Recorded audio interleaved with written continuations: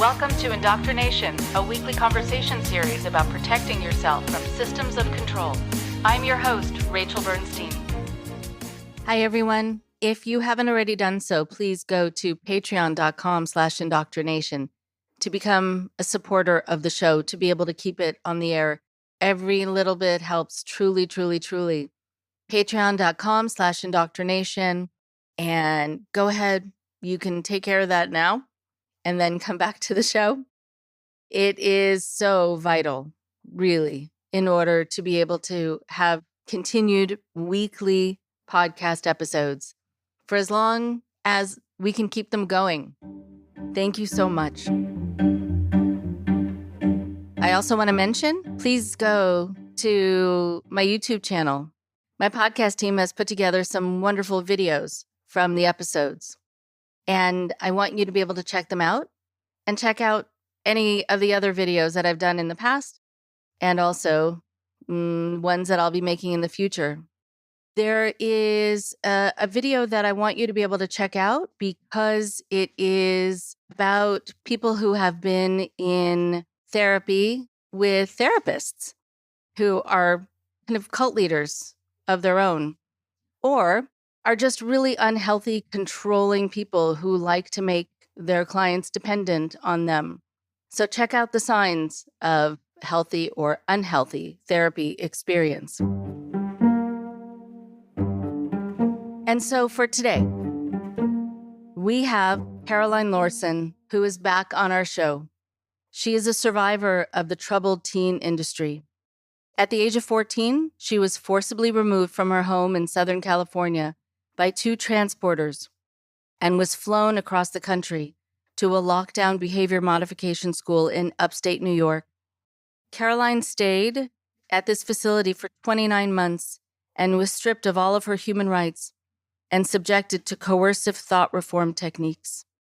It took Caroline years to recover from her experiences, and she now actively works to reform the troubled teen industry through an organization called Breaking Code Silence and with her podcast, Inside the Program. Breaking Code Silence is a movement organized by a network of survivors and activists to raise awareness of the problems in the troubled teen industry and the need to reform. By using their many voices to tell their stories, they aim to create change and protect vulnerable youth from abuse. So here's part 2 of my powerful conversation with Caroline Lorson.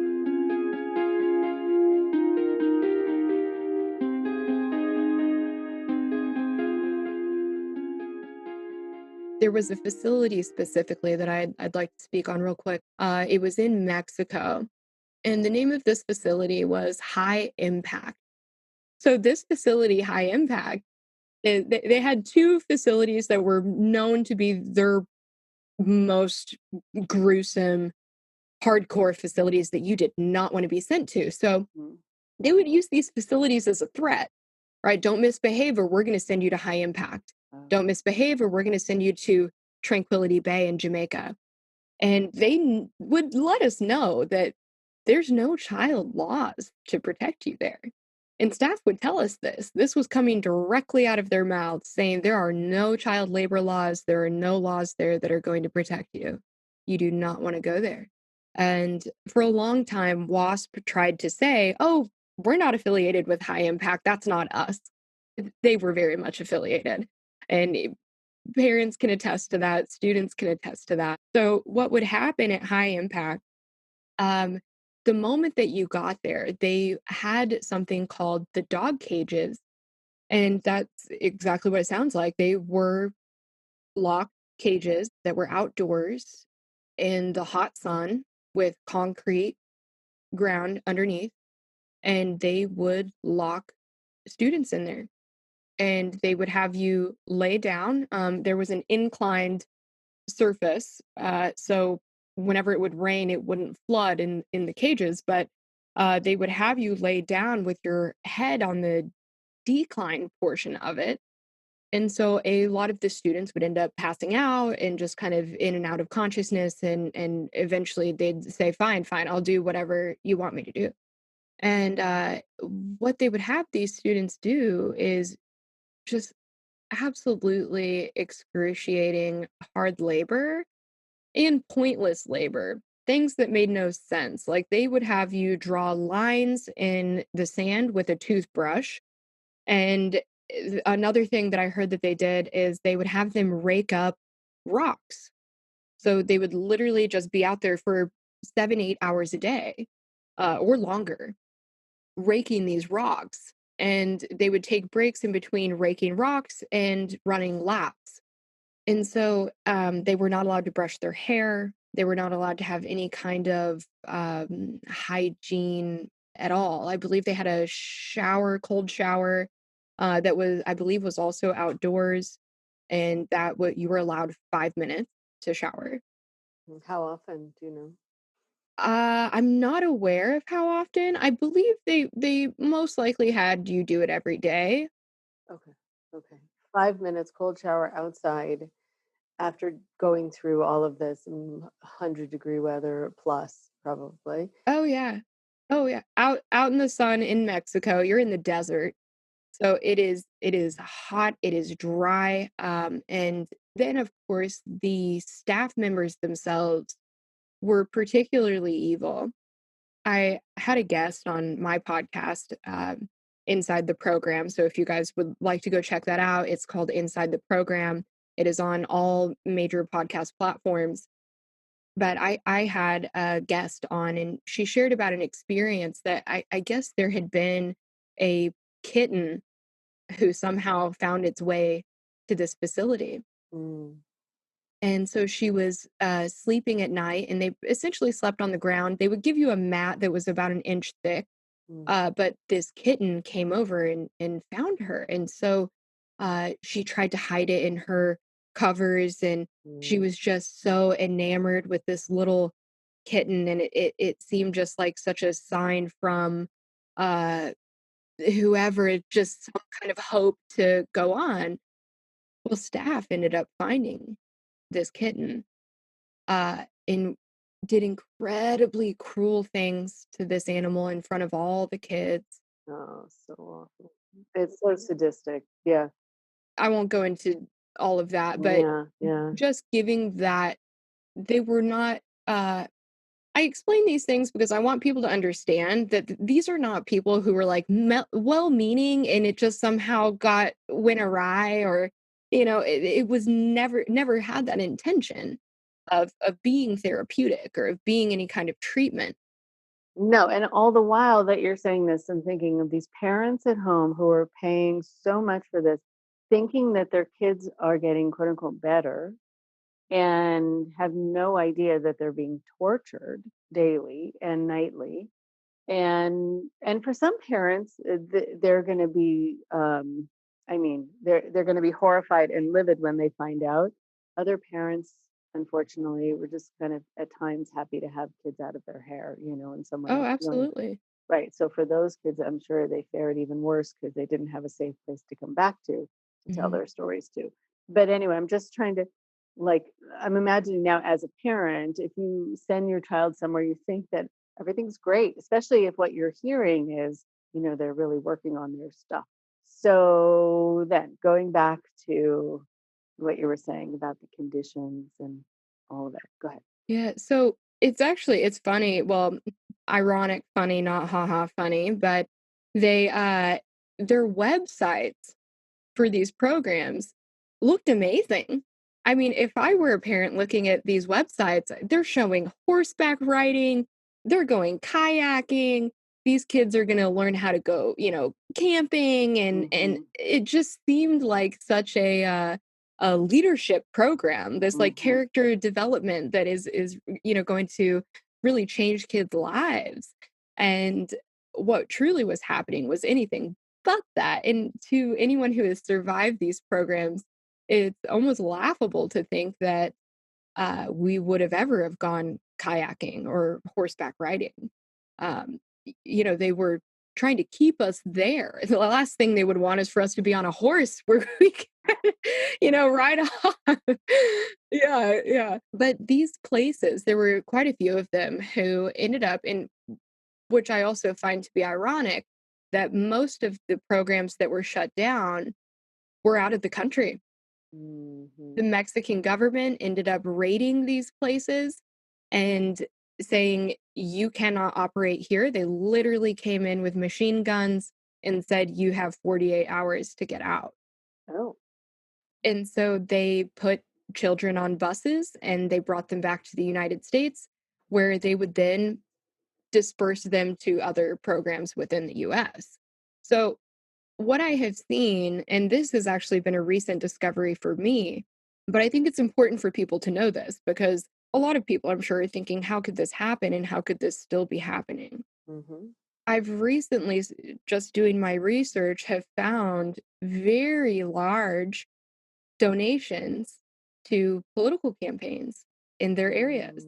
Mhm. Mhm. Very, very large, and I even saw one, and again, this was back in 2002, but a $220,000 donation from this organization to a for-profit prison, political party, I guess. These were all legislators who were either lobbying for or somehow Mhm. had affiliations with the Right. for-profit prison industry. So, yeah, if you're wondering why there hasn't been legislation or why there hasn't been any action to protect children in these places, Mhm. that's where your answer is. It's in the political affiliation Mhm. and it is in their pockets. Okay. Wow. So, right. So, I'm also curious because, yes, you're talking about the people who you endured this with becoming like family, of course. I mean, you were in the trenches together. And I'm just wondering about friendships that developed while you were there. Were you allowed to have friendships? 'Cause it sounds like you couldn't talk to people. So what would happen if you developed a friendship? I mean, I'm going to say first that in most restrictive environments like this and in cultic groups, people getting connected to each other is a threat, always.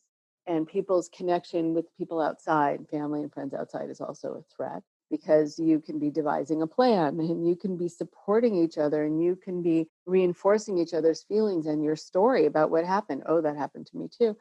And kind of garnering a certain kind of strength and courage from that connection. And they don't want you to be empowered to do something or act on your own behalf or try to escape. And so I'm just wondering about friendships. Did you have to sneak that? And how did that work socially? We did. So when you are quiet for that long in absolute silence, you develop these abilities, right? Like when you are not using one of your senses, sometimes your other senses will become heightened to kind of make up for that. So I think a lot of us developed this like silent communication with each other, Mm-hmm. whether it was through body language or through just the most minuscule gestures that would go undetected by staff. And I remember I had a best friend when I first got there, and we're still in contact today. But we were not allowed to bring any of our shoes into the dormitory area. So every single night, as we came into the dorm building, we would take our shoes off. And then, of course, every single morning as we were leaving the dorm building, we would go put our shoes on. So I knew that I couldn't talk to her, but I wanted to somehow make a connection or gesture that like I thought she was cool. So as I'm putting my shoe on, I kind of like accidentally kick her. Uh-huh. And so it was just that little gesture though, and she kind of turned and looked at me out of the corner of her eye. Mm-hmm. Where of course you're always very weary about someone seeing you, even just acknowledging each other. So we would do things like um, we had a talk sheet, and you could sign up to be able to talk to someone. And you, at that time, they would go down the list. Maybe it evened out to be once every 2 weeks, sometimes longer. You were able to talk to someone for 5 minutes. And so we would, and of course, this was in the presence of staff. You had to go sit down next to a staff member who would listen to the conversation. And I remember it was like you're holding things in for so many weeks. And so the second that you're like, oh my gosh, I can talk. Mhm. I mean, we were children. So we'd be like, what kind of music do you listen to? What's your favorite movie? We're wanting to know everything about each other and kind of create this Mhm. sense of normalcy, sense of togetherness. So we actually were able to just have a reunion in Utah.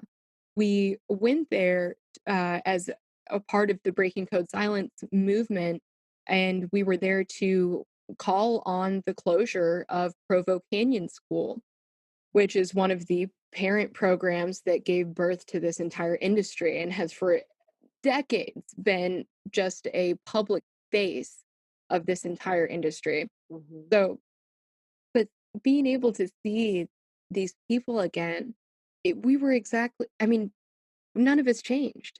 We're No, like, right. wow, you were exactly the same. I'm exactly the same. And there was this sense of finding home in each other. Like what we've been missing for all of these years was each other. So I think after our trip, we decided that we're gonna have to just buy a compound somewhere and we're all just gonna have to move in together. It's clearly the Uh-huh. only solution. It's just we can't do Mhm. life without each other. But we do have an incredibly tight-knit community. I know that there are also other people from different programs who don't really have that. No, they don't. I think that there's also even some survivors who are still pro program and still feel like maybe it saved their lives. Mm. Mhm. Right, I mean, in some situations, it may have saved their life, but in more situations than not, when people have that impression, it's because they've just been so programmed to believe it, Yeah, because that was probably the going philosophy about it. And also, I think at times when people are holding on to the programming, I think it's sometimes because they're not ready or not able emotionally to see it for what it really was and what it right. is. And so I think it's like putting that off because it's so devastating. Well, we were taught even in the program that we are not supposed to be a victim. Don't be a victim because you have to be accountable for everything. It was drilled into us that you cannot be a victim because if you're a victim, you're not going home. So being a victim is bad, being accountable is good.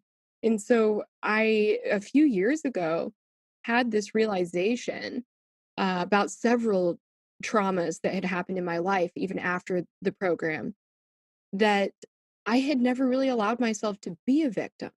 Mm. I had never really allowed myself to grieve and to feel sad for the things that happened to me. And so I went through kind of a little bit of a psychological collapse once I really and it was a healing process for me. It was something I needed to go through to really be able to feel the hurt instead of just living in this world of being accountable for everything. And I can't be the victim. I've got to be accountable and see how I played a part in creating all of this. Some things I had no control over, and there was nothing I could do about it. And those things are unfortunate. So I think a lot of survivors, and I'm not trying to discredit their experience, maybe they truly did have a good experience. I'm not sure where that would be, but I'm open to the fact that they are an autonomous person who maybe are not ready to process or experience this unfolding of trauma.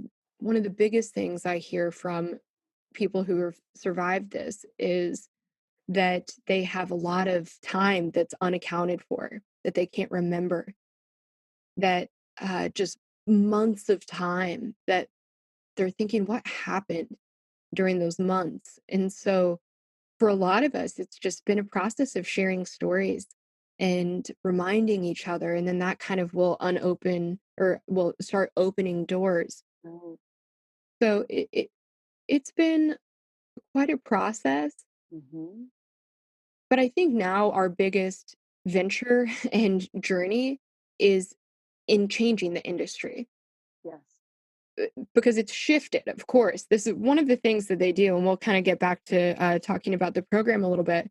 But one of the things they do, and it's such a classic move from these groups, is the moment that a state government or maybe an individual will file a lawsuit or start an investigation, or maybe there is controversy at this facility, like the death of a student or something to that degree, abuse allegations, anything like that.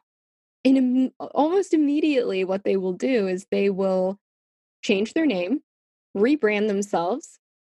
They will close and then reopen with the same management, same staff. And somehow it's, again, I'm not sure how they get away with this name change gig for so long without authorities realizing it's the same people. Mm-hmm.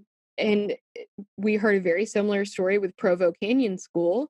Is they, in light of all of these abuse allegations against them, they have made a public statement that this was different management. Mm-hmm. But we can see from our records, and we can also see from even just reviews online, that they're using the same exact methods of restraint, chemical restraint, isolation, solitary confinement, and everything else that is proven to not be have any therapeutic purpose.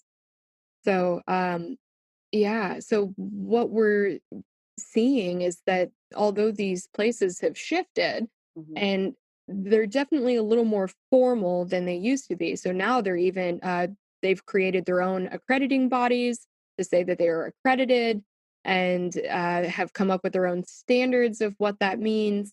But still, it's a largely unregulated, untouched Mm-hmm. industry in the US. And you can look up troubled teens. If you just Google troubled teens, it will bring you directly to several links for boarding schools, wilderness programs, everything that is very much related to that industry. Mm-hmm. So, they're trying to preserve themselves for their lives, and they've spent a lot of money lobbying and taking strides to self preserve. But I think a lot of it has just been lack of knowledge. The Mm-hmm. public has not been aware that this is happening enough to really put the pressure on these people to close. Right. A couple things I want to be able to respond to that you said. One is, sometimes people will ask me, well, how many cults are there typically? And I can give, an idea. There's sort of this number that's been kind of passed around over the years. There are 3,000 to 5,000 cultic groups in the United States alone.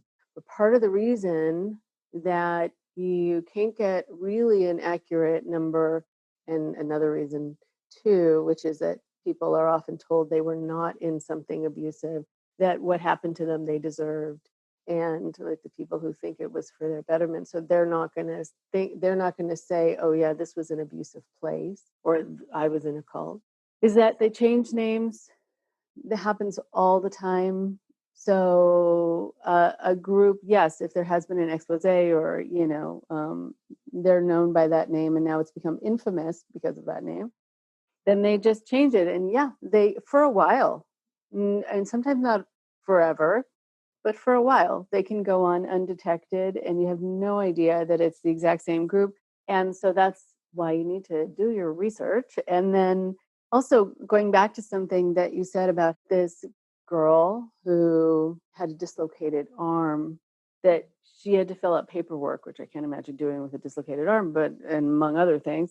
But it's like they were keeping records to look legit. Like, oh, well, we did the right thing. We had her fill out a form that showed that she needed medical care. And what's missing, of course, is the, well, what do they do about it part.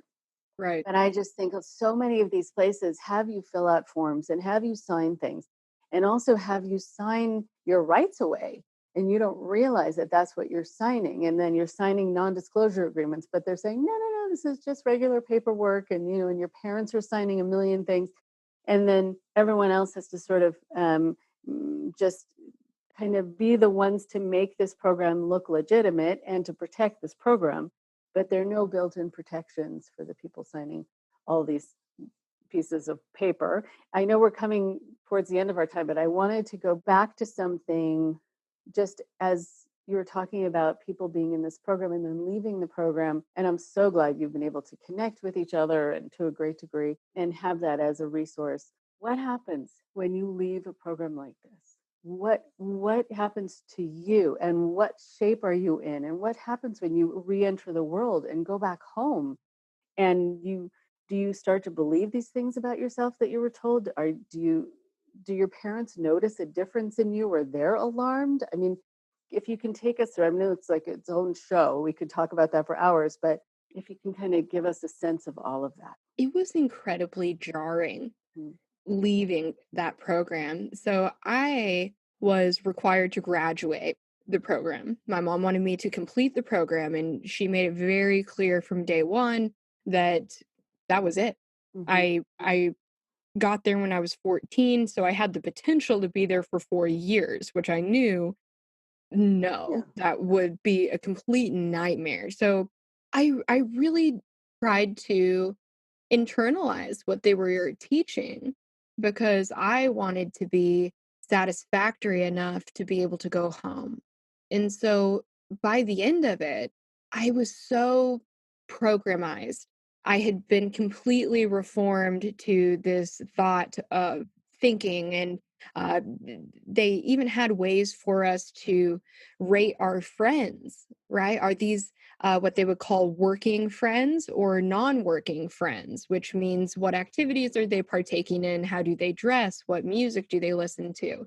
Do they smoke cigarettes when adults aren't around? What are the criteria for being a good friend or a bad friend? And so there was this very rigid structure and a very black and white way of seeing the world. And so there was also a lot of religious overtones. So most of these owners in the WASP entity specifically were Mormon. And so when we left, I had a very skewed view of the world. I started really seeing things as being good or bad. And whether that's from television shows and or music or again clothing or even people. And so I found myself in this place of doing a lot of judging, and not in a hateful way, but coming from a place of fear. Oh, that's bad. Oh, I can't listen to that. That's bad music, or that's bad TV. I can't, let this almost kind of this like purity complex, right? Mhm.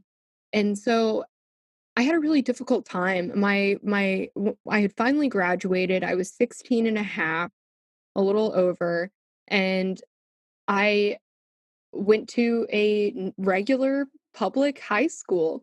My mom had moved to a new state at that time, and so I was just disoriented in every way, Mhm. in a completely new state, starting at this high school that was in a very wealthy little town in Massachusetts. So I went from San Diego, California, to now living up in a mountain community in Massachusetts. And lots of people there had second homes and would, constantly were traveling, uh and so I felt very much like an outsider.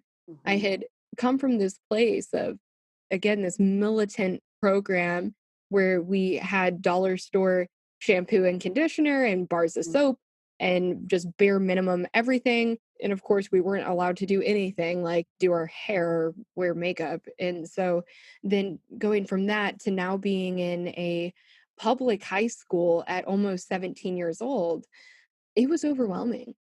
And from what I hear from other survivors, I'd say that the most common experiences upon being released is that a completely skewed reality, a completely skewed sense of self, even just complete and total loss of identity.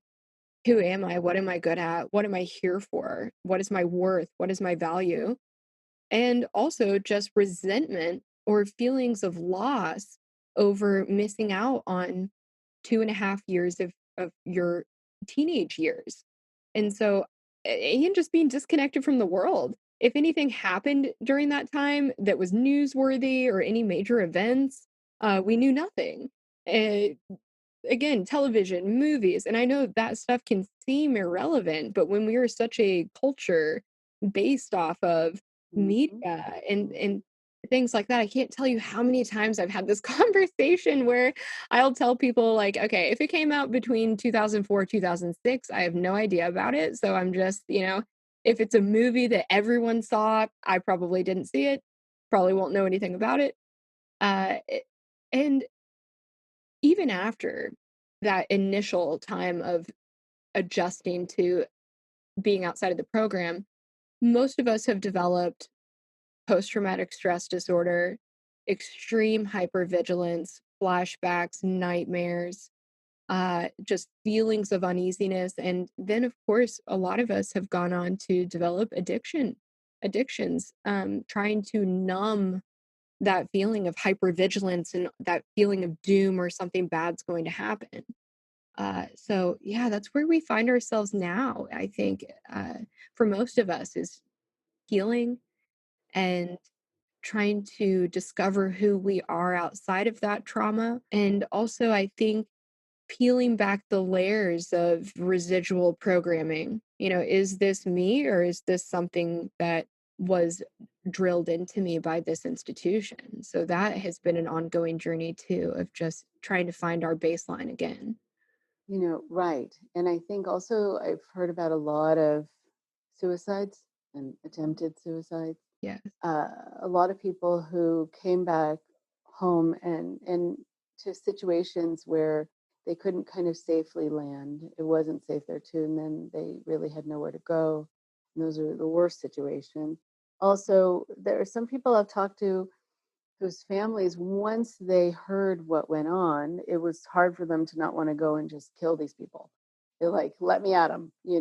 And so that's actually very healing for a kid, a teen, to have that experience of their parents wanting to then run and protect them and really having had no idea. And if they had, they would have done something. I think just as we finish up, so trigger warning, I'm going to use the word accountable. What I what I want, along with I'm sure everyone else who's gone through this and hears about it, is I want them to be accountable. And having this whole focus of everyone needing to hold themselves up to a certain standard is a deflection. It's a way to just keep all the focus on you and not on them. And so for anyone listening who is in law, who's in government, who is in advocacy work, what do you think people need to do or find out about or put in place in order to hold these places accountable? Yes. So if you are listening to this right now and you would like to find out more about our cause, our mission, and the action that we are taking currently, you can go to our website, and that is breakingcodesilence.net, I believe. I believe it's a .net, or you can just type it in Google, Breaking Code Silence. It'll bring you to our website. We have a place where you can donate through there. We are currently organizing. There's our group of us volunteers, and I am actually the lead legislation, the lead of legislation. And so we will be doing federal legislation, state legislation, and then we have some other wonderful fundraising opportunities that are going to be coming up. Those will be live events. Essentially, what we are wanting to do now is to spread the message, to educate people on what happened and what is still happening. And then hopefully our big goal is that we would like to work with state government and federal government to create standards of treatment for kids in a residential environment. I think it's one of those things that everyone just assumes is there. Oh, sure, they're protecting kids in that treatment setting. Of course they are. Of course. Well, no, there's a lot of them that are not, in fact. And up until presently, there hasn't been that requirement for them to be licensed or for them to be credentialed through the state. So then what happens is when someone wants to file a report against a facility, they have no one to file that report to, right? Mm-hmm. There's nothing essentially that a state department could do because it's out of their jurisdiction. Oh, interesting. Yeah, right. Yeah, we could go into that. I could explain a whole lot about accreditation and also just credentials in state government. So we are trying to change the law. It has to be changed. And also to bring more awareness to the fact that these places are let me rephrase this. There's a group of people who sometimes they're therapists, sometimes they're what we call educational consultants. And these people make a lot of money referring kids into these programs. And so they've made this whole like almost like an MLM scheme of, we're going to give kickbacks and all kinds of bonuses to people who refer kids in.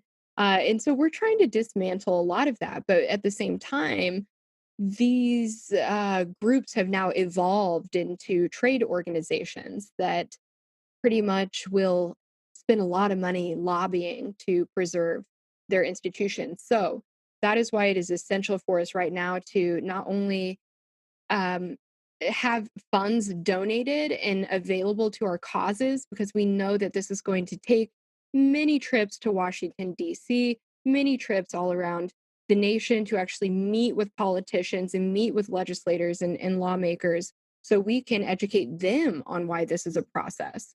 Mhm. Why this is a problem. So go check out Inside the Program podcast. You can search for that on any major podcast platform. It is on Apple, it's on Spotify. Again, education is so necessary on this matter right now.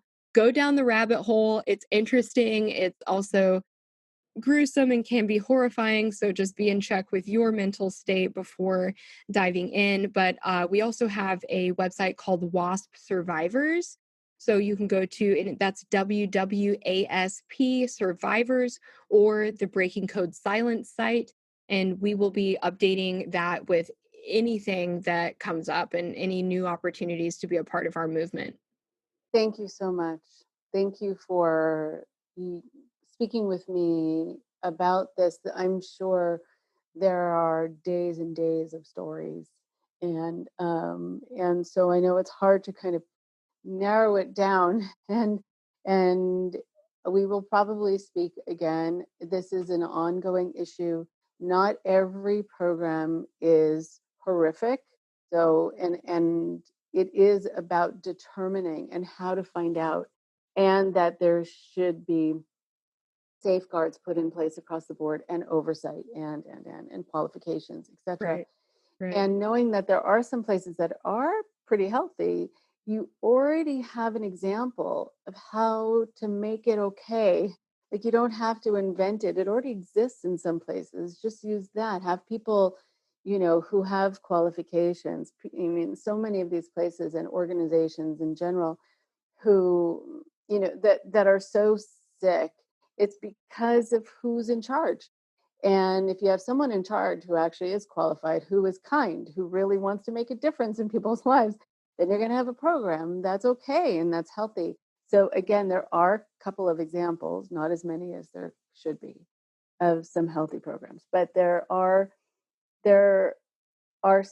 so many people who are hurting and who are injured from this and have not had, mm, they haven't been believed, they haven't been able to use their experience and have their voice heard.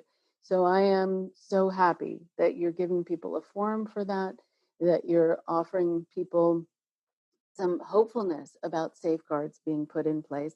But it's going to take a lot of work, and it's going to take a lot of people caring about this, and it's going to take a lot of people believing the stories. And so again, thank you. And yes, people definitely check out what Caroline is doing and providing and what she's a part of. And thank you again for your time. Thank you so much. It has been such a joy being here with you today.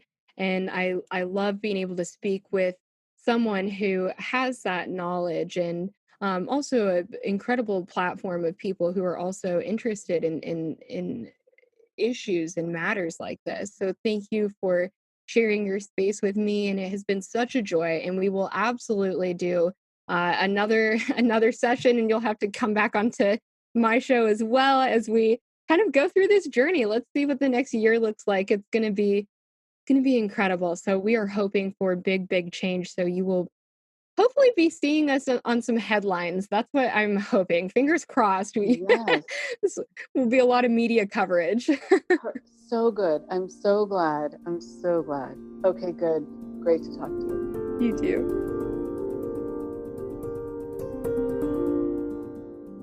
One more thing before you go.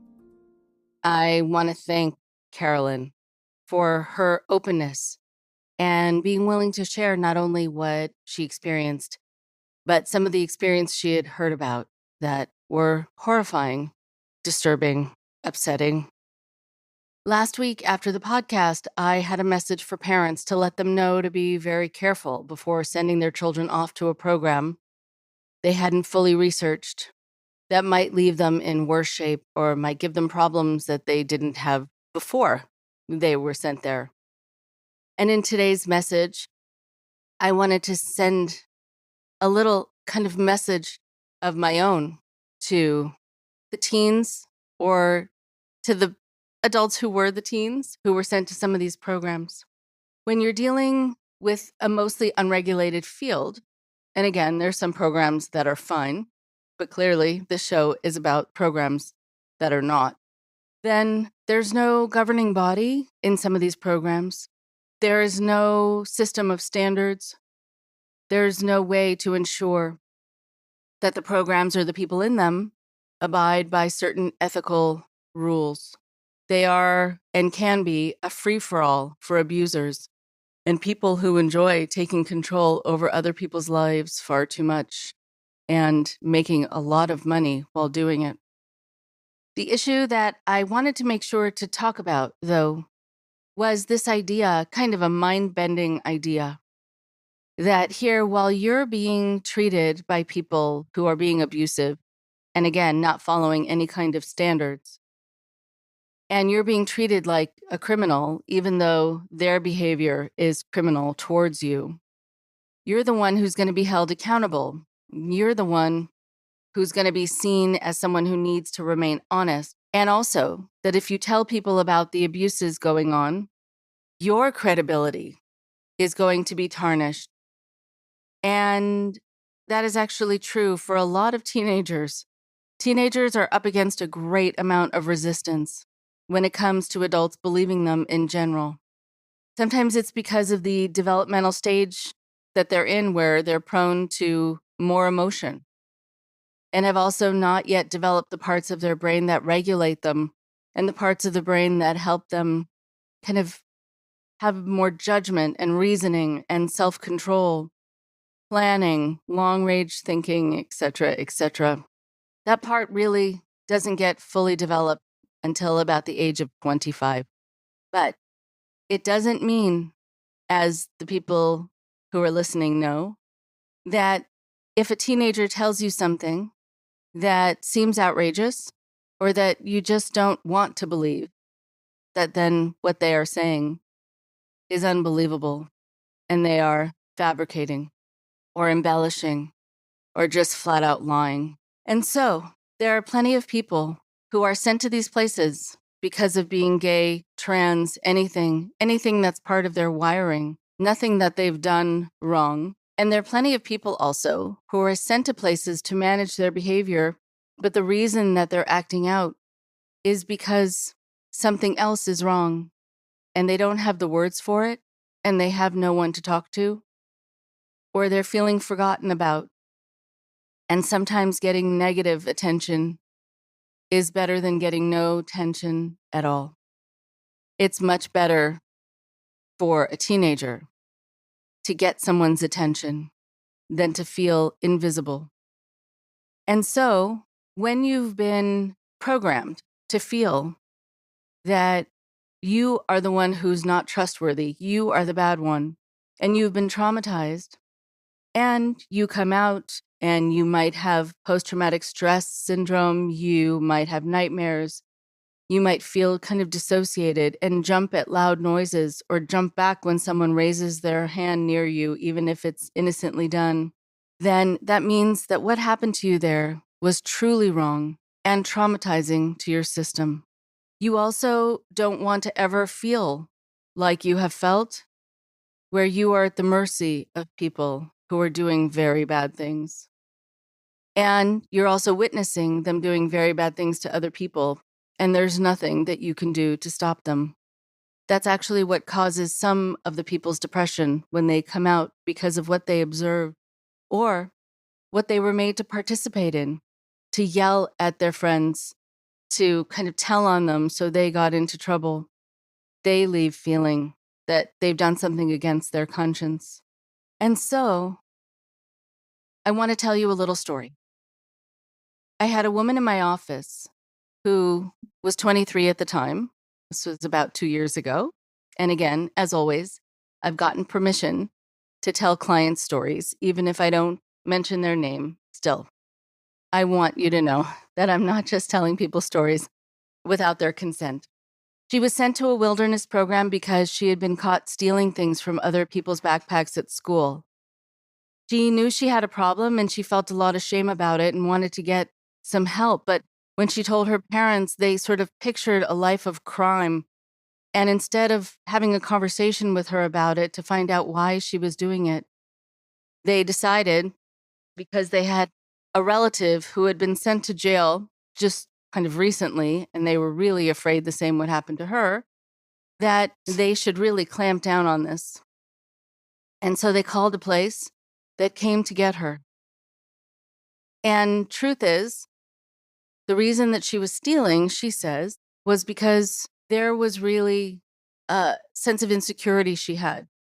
Her family didn't make as much money as some of her friends' families did. And so these other people could afford to bring little things to school, kind of trinkets and fancy pens and other kinds of things that she couldn't afford. And so she would just steal the things that would make her seem like everybody else. Nothing more, just the little things. And that was it. And the next thing she knows, she's being kidnapped and taken to a place far away from her home. We had been working for a while. She had had very low self-esteem, trouble concentrating, was agoraphobic. But she really wanted to understand what happened to her so she could explain to her parents about what had happened to her. And when she said she was ready, she invited her parents to my office for a session to share her thoughts.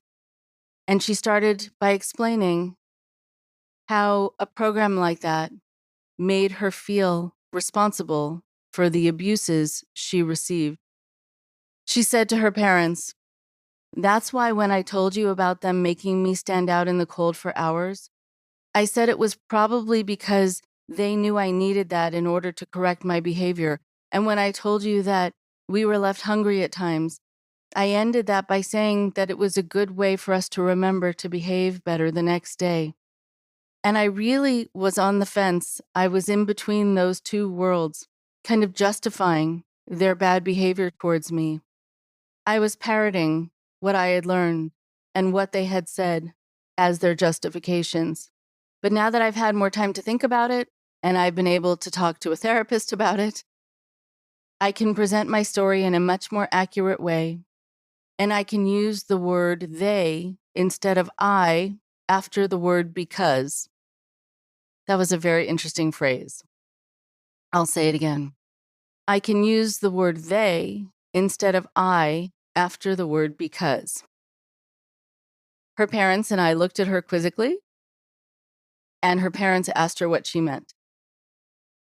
And she said, "Well, like I said, when I first got out, they had played with my head so much that they made me feel like kind of an abused spouse, I guess, or an abused child, that it had happened to me because I did something wrong, or I needed that corrective experience. And now I realize that I didn't deserve any of it. And that's made me truly angry about it, and angry with you. They were adults, and you're adults, and we were children. So now I'm very clear about the fact that when they did something to me, it was because they, not I, they did not know how to work with children. They had jobs that they were not qualified for. They were given free rein to be abusive. They were making money off of you and other parents. And they were horrible. And so she took it one step further, which was quite a risk. And she said to them, "I want to address how I know about you sending me to a place because you were scared. But the only reason I didn't tell you why I was stealing was, first of all, you didn't ask. But second of all, I didn't want to say to you to make you feel bad that it's because we didn't make as much money as my friends' families. So even if you had asked me, I'm not sure I would have told you, but not because I was trying to withhold information, but in order to protect you. I didn't want you to feel bad. And then the next thing I know, I'm being whisked away. And she stopped. Her parents didn't get defensive. They didn't deflect. They apologized. It took her a long time to get to that point where she could express herself that way and have clarity that way, and it took strength and bravery. But I am also aware that some of you do not have parents who are either around anymore or willing to have that kind of conversation. That doesn't mean you can't say these things, though. That doesn't mean you can't express them. You can still write them down. You can send them any way you want. Sometimes people will just put them up into smoke and burn them so they go out into the air. Or put them in the ocean, bury them underground after they've written them out. But the important part was that they gave their voice a chance to be heard, even on paper. It's also important to find someone to talk to who will understand, someone who you know will be clear about the fact that you are not responsible for how you were mistreated. And it's true, you're never responsible for how you are mistreated. And to finish up, what's most important of all is that you learn how to tell yourself that in a very clear way. And you find a way to know it and believe it. Because explaining it to yourself and understanding it and really, really getting it is the most empowering and clarifying thing to do, and an important place to start so you can tell others. Talk to you next week. Thanks again for listening. Tired of ads? Well, listen or download this show for free on NPR's Radio Public app, Spotify, Apple Podcasts, Stitcher, and more. Please support IndoctriNation at patreon.com/indoctrination. We have over 100 interviews that you can access with any donation. Subscribers receive bonus interviews and other cool goodies. And we love hearing from you too. So send us an email at indoctrinationshow@gmail.com. Thank you for your support.